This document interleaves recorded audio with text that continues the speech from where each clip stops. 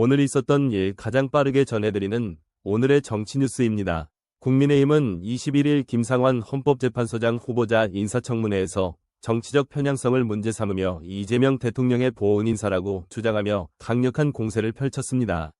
반면 더불어민주당은 김 후보자가 사회적 약자 보호를 위해 헌신해온 인물이라고 강조하며 그의 임명을 지지했습니다.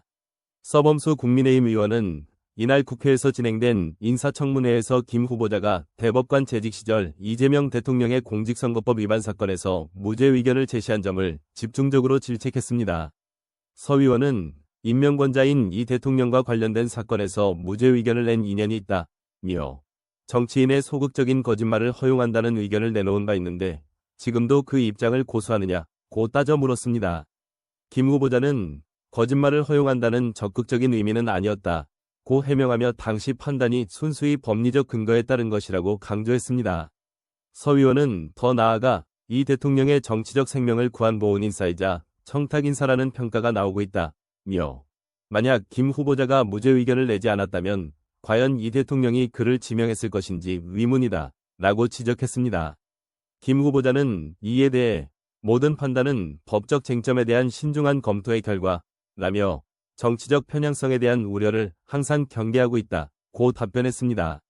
우재준 국민의힘 의원은 김 후보자가 진보 성향의 법조인 모임인 국제인권법연구회 출신이라는 점을 문제 삼았습니다.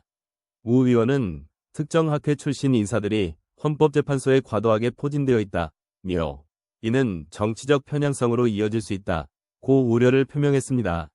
조배숙 의원도 헌법재판관의 구성이 특정 진영에 치우쳐 있다며 국제인권법학회 출신이 다수를 차지하는 등 진보 우위의 구조가 형성되어 있다고 비판했습니다. 조 의원은 더 나아가 김 후보자뿐만 아니라 당시 재판을 도운 인사들이 주요 공직에 임명되고 김 후보자 역시 헌법재판관에 오르자마자 재판소장으로 지명되는 등 청탁 인사 논란을 부를 수 있다고 지적했습니다.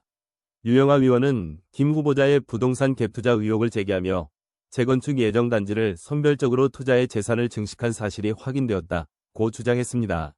이에 반해 박지혜 더불어민주당 의원은 법조계에서 김 후보자는 소수자 권리 보호에 앞장선 인물로 평가받고 있다며 헌법재판소장으로서의 적격성에 의문의 여지가 없다고 강조했습니다. 진선미 의원도 국내에는 아동, 장애인, 사회권 등 국제인권법 기준에 미치지 못하는 부분이 많다며 헌법재판소가 이러한 문제를 해결하는 데 주도적인 역할을 해야 한다고 말했습니다. 진 의원은 국제인권법을 연구한 전문가들이 헌법재판관이 되는 것은 당연한 일이라며 인권 문제에 깊이 관여해온 변호사와 학자들도 헌법재판관으로 적극 발탁되어야 한다고 덧붙였습니다. 민영배 의원 역시 법관들이 특정 주제를 연구하는 것은 자연스러운 현상이라며 이를 정치적 편향성으로 몰아가는 것은 지나친 비약이라고 반박했습니다.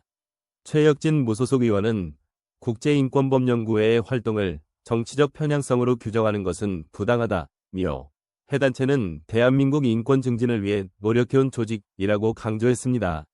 최 의원은 인권 보호를 위한 활동을 정치적 색깔론으로 흐리는 것은 바람직하지 않다고 말하며 논란에 제동을 걸었습니다.